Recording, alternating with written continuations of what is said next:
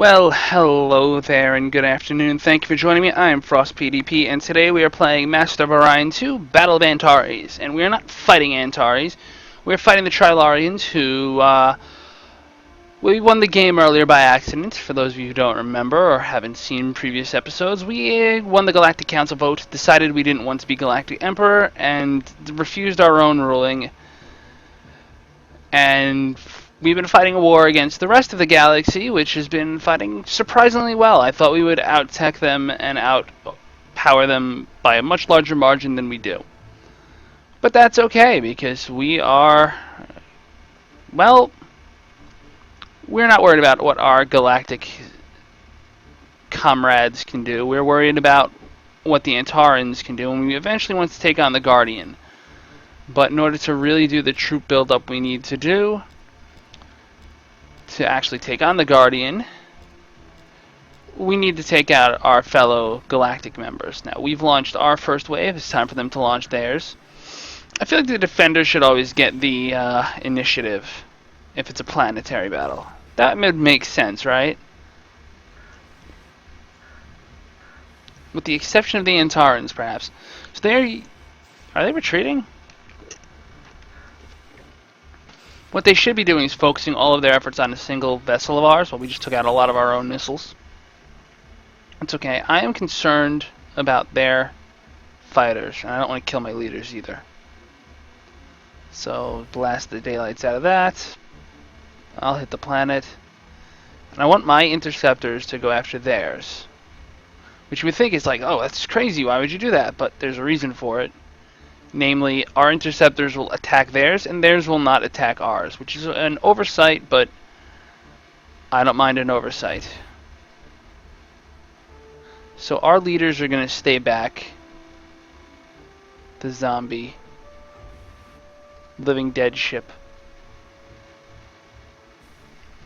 Otherwise, we are going to screw them over big time.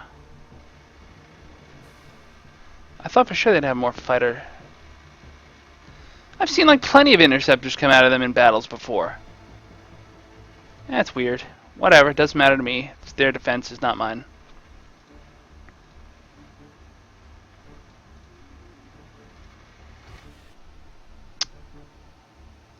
We actually survived. I'm impressed.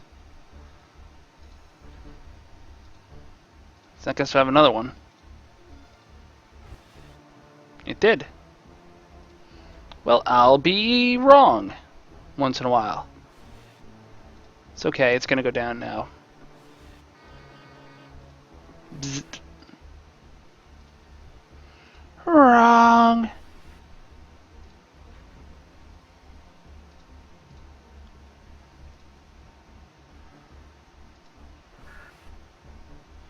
Meanwhile, at the top, we will continue to collapse their front. We've got neutron blasters, we've got mass drivers, we've got all sorts of outdated technology, and we're going to use it to kick your ass.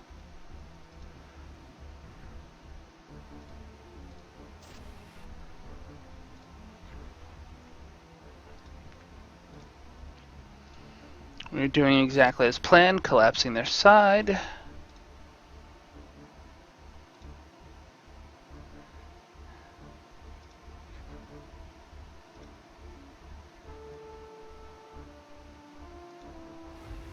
Boom. You can advance your phasers. Set to shoot.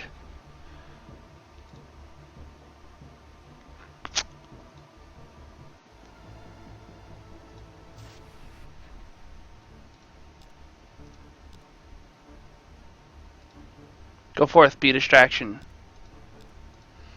We're very much doing a Shaka Zulu bull horns loins dealy. If you guys watch Extra Credits, you will probably you'll probably recognize the reference. They're saving what's left of their fleet instead of their planet. That's almost disappointing.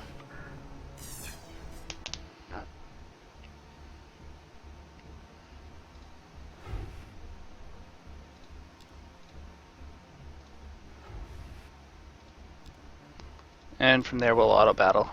Because I got a feeling they're not going to present us with any significant challenges. Which is alright. I don't think we really expected them to.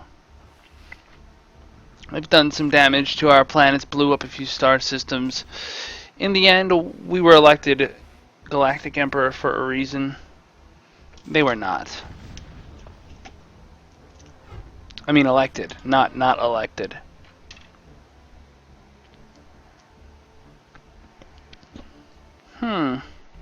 I think that's over.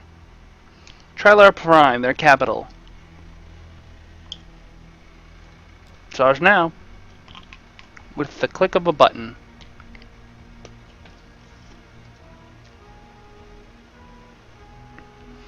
So that will effectively end their competition to be the ruler of the universe.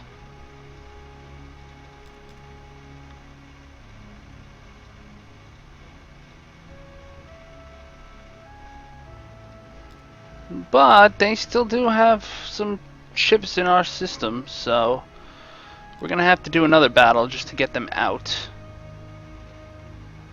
However, I can start worrying more about Iran now. 5 battleships and a battle station is just not a threat.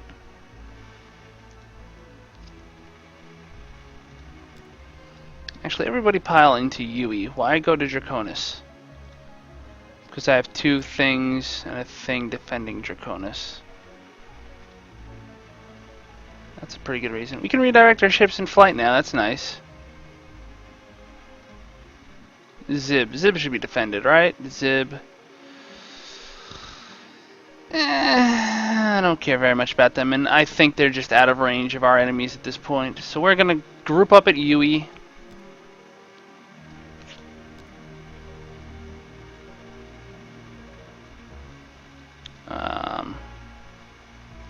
Well, we might as well just to get this out of the way. Oh, I like that blue little world. It's an ocean world, right? Well, they're Trilarians, so that's perfect for them.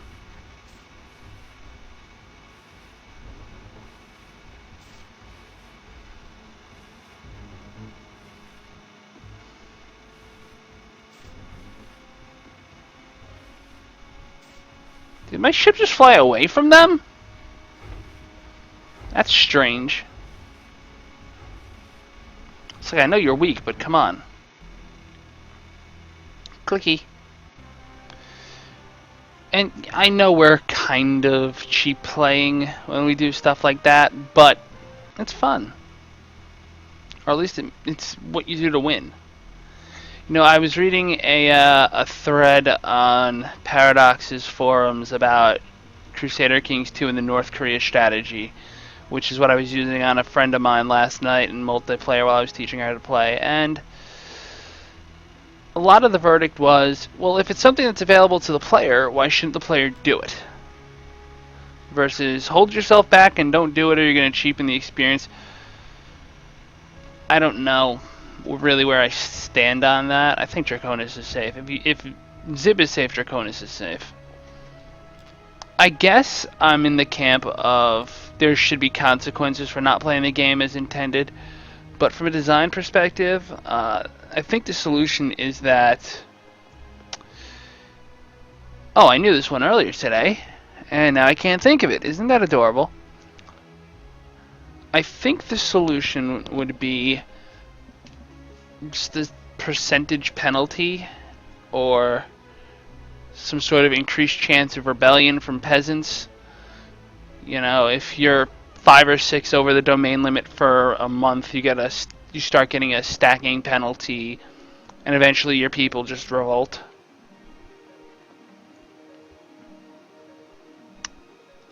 This ought to be an easy one.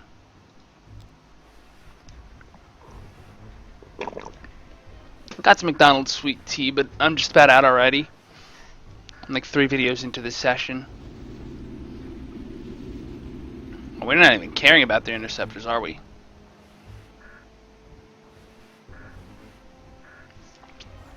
And that's why. Because we won. But it's a Gaia world, and it's undefended, so I kinda have to. And as I sort of predicted, at this point we've won. There's no threat left except maybe an Antaran fleet.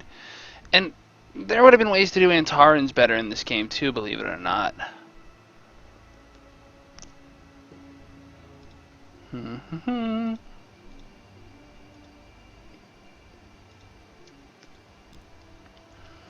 trying to think of a good example. You would need to balance it so that the player isn't overwhelmed by them, but so that you can't just up and invade Antares. And I think it would be making them a little less powerful overall, at least at the start. Maybe start them. If I had a tech, really, we're getting starvation even. Are they blockading us? Did I miss something here? That would be disappointing. I don't really care. Just auto build. They must have blockaded us for a turn before deciding that was a terrible idea. Lar. Well, Lar's defended, so oh well. Tech tree, right? So yeah, maybe start them here on the tech tree with class 7 shields. And then, you know, each player that makes a new breakthrough, boost them up. Although tech is logarithmically scaled anyway, or so it feels. I actually do have something of a fleet left, but it's nothing like credible. It's not a threat.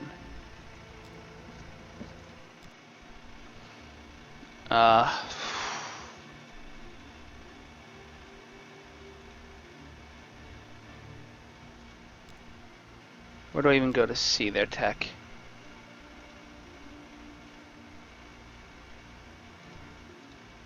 Love these 3D futuristic-esque bars. Like that's what we were gonna look at in the future. Bar graphs. Races. It would be report. Races report.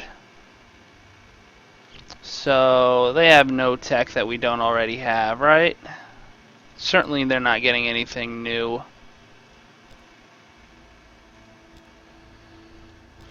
Yeah, start them off higher up in the tech tree, but not at the top of the tech tree. Have them produce more ships. Have their planets be fully defended, and every 20 turns or something, have them send a little tiny ship at somebody that won't destroy a starbase. Maybe instead of having them just attack one planet, like, oh, we're sending one ship to one planet, have them send one ship to every planet. Something like that would allow for better balance. And really, we're just destroying battle stations now, just magically. I think it is high time to just go on auto build. You know, we were a little lazy earlier. We're not going to be so lazy this time around.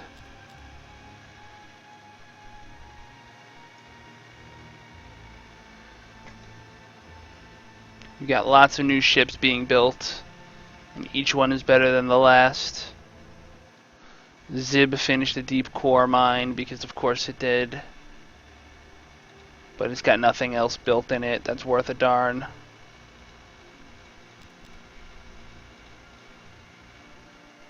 In one turn, we will have that fully defended. Wow, we built like 100 ships this turn, and yet we're not over the force limit.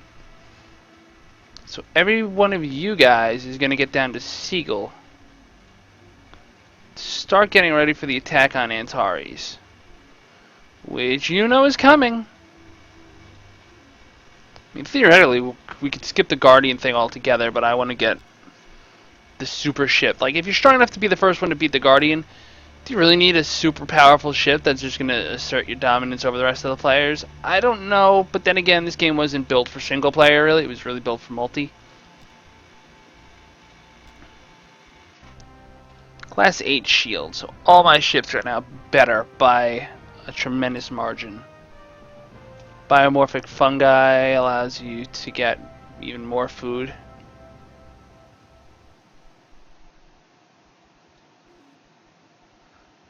Evolutionary mutation. Oh, sweet! I'm actually going to go for this. Because we need to be more powerful. We could actually accept peace.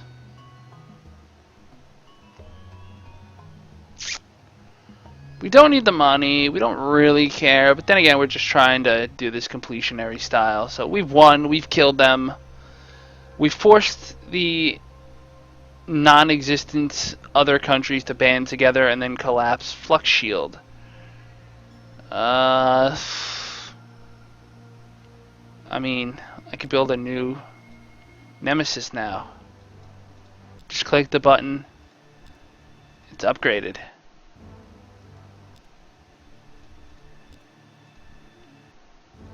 Even better shields, man. And the Antarans, like, the way they are designed as a species in their tech, it's so different than anything the player's really been dealing with anyway, so we're going to attack the Guardian now. We're not going to say we're going to do this cold. If we lose, we lose. If we win, we win. It's what? 1 turn to Orion? Perfect. We are at peace. It's 3 turns from there. We have the jump gate, right? No. Oops. Take a turn. The Guardian attacks human at the Orion system. How's this gonna go? Well, it's gonna go well, I think, but we're gonna explore this next episode. Thank you for joining me, and as always, La Paz.